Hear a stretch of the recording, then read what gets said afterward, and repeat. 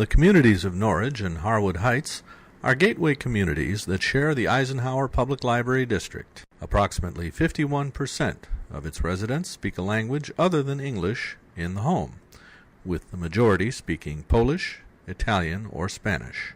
Through an American Dream Starts at Your Library grant, the library has a chance to expand English learning opportunities across a broader spectrum.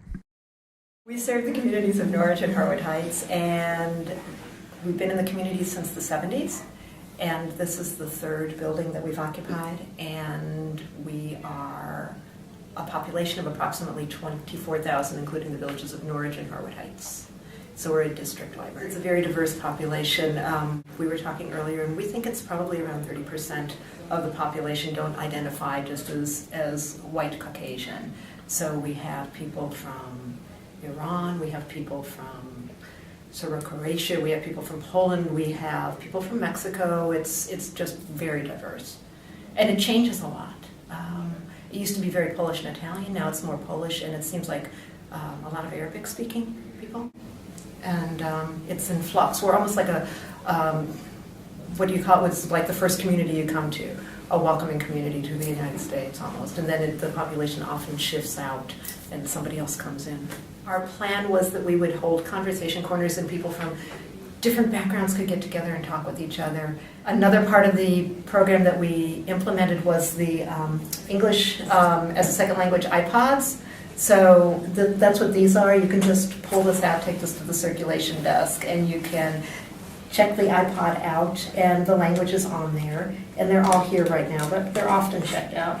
And that was all loaded with Pimsleur ESL courses so that people could just take it home and learn on their own. We also have the Pimsleur ESL on CDs so that they could put them into their computers if they wanted to. And then we bought a lot of dictionaries, English, whatever language, and we also bought just a plethora of books on English as a second language, English for job seekers, English skills, TOEFL books, some of them in Spanish, most of them in English. French, German, Spanish, Italian, Korean, Cantonese, Vietnamese, Russian. We did a few programs with immigration and naturalization, which is where this immigration kit comes from. And that they have been incredibly helpful and just wonderful. And those did not get a lot of people. They got like 10, under 10, some of them. But immigration was thrilled with them, and the people who attended came out and they just were so happy with these programs. So that's fine with me. We had three. We had something like citizenship interviews, immigration and naturalization, and citizenship programs that they came out and did.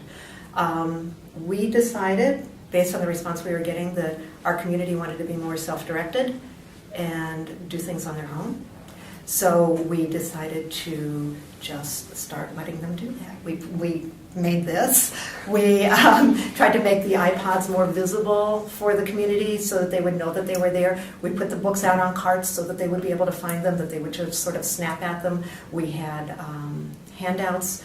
We had shelf talkers in the foreign language books that would say, Eisenhower speaks your language, and trying to contact them any way that we could. Most of our promotion was in-house. We kept statistics on the circulating, the iPods and the books and the CDs, and we circulated approximately 250 items over the course of the grant. We had people tell us how much they enjoyed the conversation corners. We had, at the very beginning, we had people who would come very consistently 2 or 3 times, and then someone moved back to Thailand and, went back to Taiwan, and then we lost them. The people that went to the immigration and naturalization programs seemed to be very happy.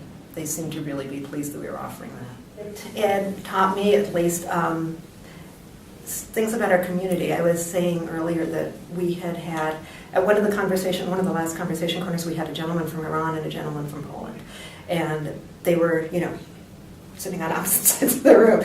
And they told me, the gentleman from Poland said, I came here and I moved in with my brother and his sister and 13 cousins and whatever. And we moved into this, and we shared a space until we could afford to get out on our own and could afford to get an apartment, and I could get a job. And the gentleman from Iran said, we can't do that, we're Muslim. We can't share a house with people. we have to have our own separate space. So we have a large Muslim community in Harwood Heights and a bigger community of Polish, I think, in Norridge. And it was kind of interesting just of the way people were acting when they came to this country, and the way that they formed their own communities, came to the country, but still had their own community that they could go back to. So they had that comfort level that they could stay with. I thought that was interesting. It was stuff I hadn't really thought about before. The gentleman from Iran particularly said that he had been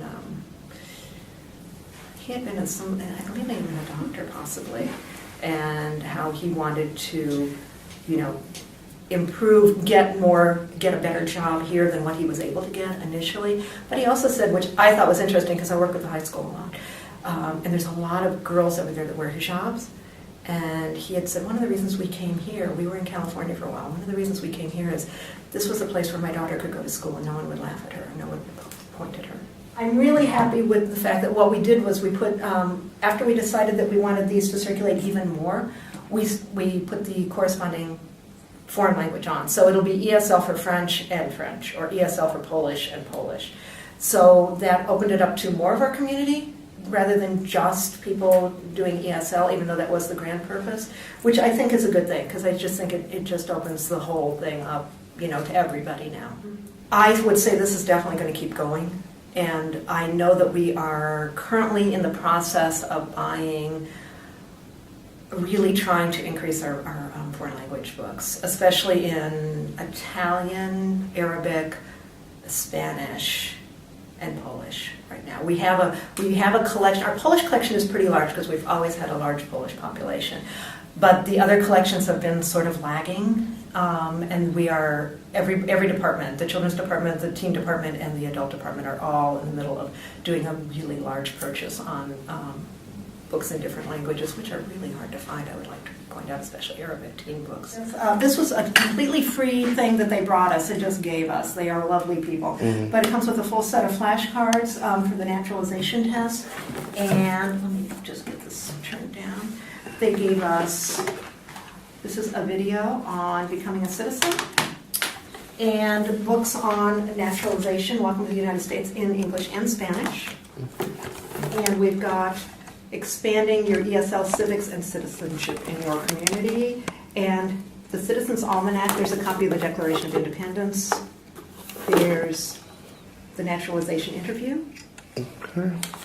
And this is Learn About the United States. It's civics lessons. And it's just a wonderful thing. And they were also very generous. They gave us extra flashcards. They gave us extra CDs. CDs, and they gave us a few DVDs. I think they might have given us an extra DVD. And they were wonderful to work with. They were just great. I would highly recommend anybody contact them.